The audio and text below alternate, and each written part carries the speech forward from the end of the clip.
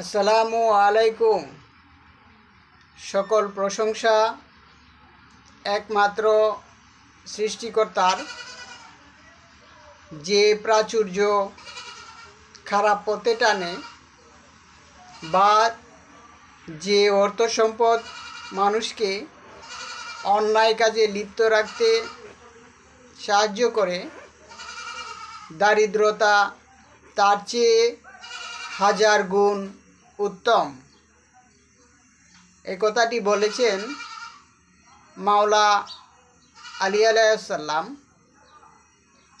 ওনার এই কথাটিতে আমি ব্যক্তিগতভাবে মনে করি, যারা সমাজের বিত্তবান,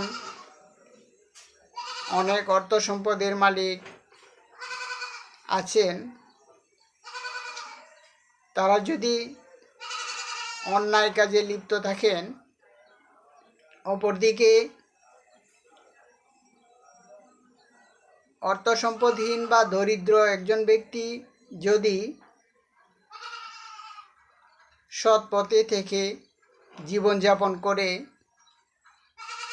তো উনি সর্বশ্রেষ্ঠ ব্যক্তি হিসেবে বিবেচিত।